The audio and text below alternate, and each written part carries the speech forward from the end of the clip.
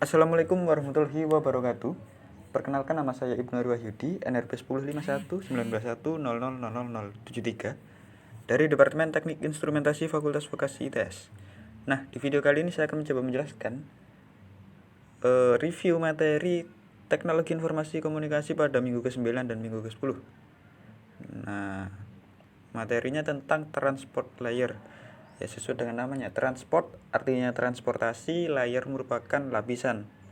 Nah, transport layer atau lapisan transportasi ini memiliki yang namanya flow control, yakni berfungsi untuk mendeteksi apabila masih ada kegagalan, maka data akan dikirim ulang. Nah, di sini ada 7 lapisan penting atau 7 peranan penting, yakni yang pertama sebagai penerima data yang dikirim oleh session layer. Di sini transport layer berperan untuk menerima segala bentuk data dari semua bentuk ya. Kemudian yang kedua ada pemecah data agar menjadi lebih kecil. Nah, sesuai dengan namanya, ini mengubah data menjadi lebih kecil yang bertujuan untuk mempermudah jalannya ke layer-layer selanjutnya.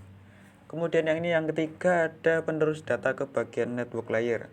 Ya, di sini transport layer ini posisinya di antara session layer, transport layer, kemudian network layer. Nah, di transport layer ini menghubungkan antara session layer menuju network layer.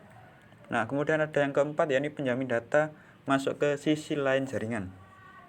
Nah, di sini memastikan ya, namanya memastikan penjamin data, berarti memastikan data ini dapat masuk ke lapisan selanjutnya. Kemudian yakni yang kelima, ada pengirim segmen data. Nah, di sini bertujuan habis dipecah-pecah tadi bisa disalurkan dari host ke host yang lainnya. Kemudian yang keenam, pengetes reliabilitas data. Reliabilitas, ya benar sekali. Reliabilitas, apabila data ini sudah benar, sudah akurat, sudah tepat, sudah benar lah ya istilahnya, maka data akan langsung dikirim ke lapisan selanjutnya. Tetapi apabila masih ada kesalahan, maka data akan dikirim ulang. Nah, kemudian yang ketujuh ada pengatur lalu lintas jaringan, di mana lalu lintas ini dalam pengiriman data ini akan sangat cepat lah ya dalam pengiriman data. Nah, di sini fungsi dari transport layer ya ini sebagai pengatur supaya data yang dikirim ini tidak terlalu lambat, tidak terlalu cepat, dan tidak terancam gagal nantinya. Nah, kemudian di sini kita kembali ketemu lagi yang namanya OSI layer di sini ya. OSI layer kemarin saya sudah menyinggung 7 lapisannya. Ya, saya ulangi lagi. 7 lapisan ini, yakni yang pertama physical layer, di mana physical layer ini paling dekat lah ya dengan yang namanya hardware, seperti aplikasi topologi arsitektur dari jaringan, proses pengkabelan, dan juga sinkronisasi untuk bit data. Kemudian yakni data link layer. Data link layer ini memiliki 2 level, yakni yang pertama logical link control dan juga media access control. Ya, perannya di sini untuk mengoreksi apabila masih ada kesalahan-kesalahan pada data. Kemudian yang ketiga ada network layer. Sesuai dengan namanya, yakni network pasti berhubungan dengan IP atau Internet Protocol. Nah, kemudian yang keempat ada transport layer yang telah saya bahas tadi sebagai penghubung antara network layer dengan session layer, dan juga melakukan itu ya namanya transmisi pemecahan data, dan juga memastikan apabila data itu sudah benar-benar benar. Kemudian yang ini ada session layer. Nah, di session layer ini sendiri merupakan sebuah manajemen atau memanage supaya ini pengiriman data ini bisa tercipta untuk komunikasi yang satu arah atau 2 arah secara bergantian atau 2 arah secara bersamaan. Nah, yang keenam ini namanya presentation layer, di mana presentation layer ini sesuai dengan namanya presentation atau menampilkan. Nah, di sini ada 3 protokol, yakni virtual network computing, redirector software, dan juga remote desktop. Nah, yang terakhir ada 7 atau yang ketujuh, yakni application layer. Application layer sudah berhubungan dengan yang namanya aplikasi, pasti berkenaan dengan yang namanya interface, pengaturan aplikasi, pembuatan pesan-pesan apabila masih ada data error, dan juga yang lain-lain. Nah, kira-kira inilah gambar dari 7 OSI layer tadi, 7 lapisan dari OSI layer. Yang pertama yakni physical, bisa dilihat. Mohon maaf. Physical layer, data link layer, network layer, transport layer, session layer, presentation layer, application layer, dan kira-kira seperti ini gambarnya. Kemudian ada yang namanya transport service primitive, yakni yang memiliki 5 parameter. Di sini yang pertama ada listen, yang kedua ada connect, yang ketiga ada send, keempat receive, dan juga 5 disconnect.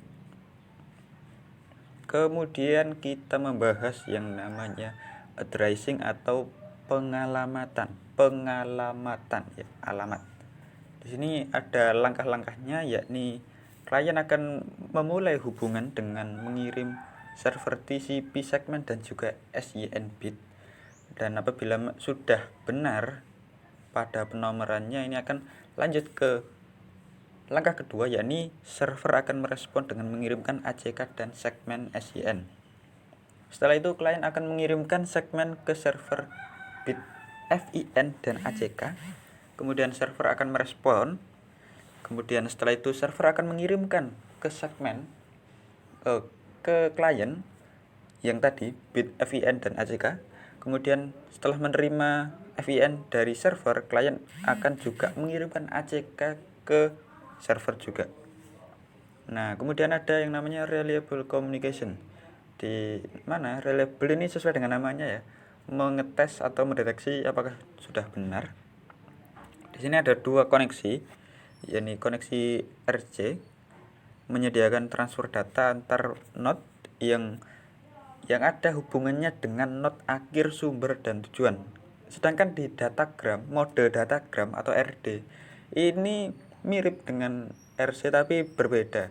Di sini tanpa koneksi khusus antar node akhir sumber dan tujuan. Bedanya di situ. Nah, kemudian ada TCP and UDP protokol.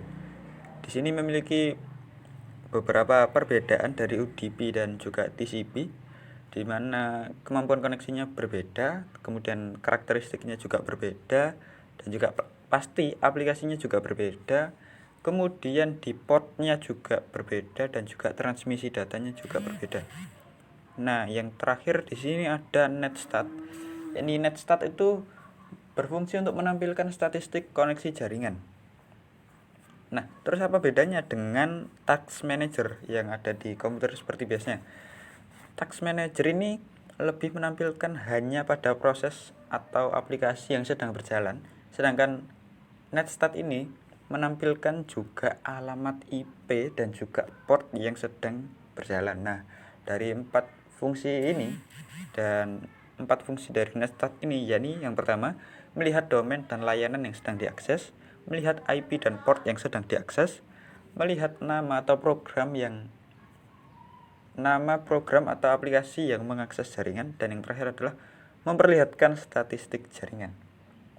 Ya, itu saja penjelasan dari saya tentang review minggu ke-9 dan ke-10. Mohon maaf apabila masih ada salah kata. Wassalamualaikum warahmatullahi wabarakatuh.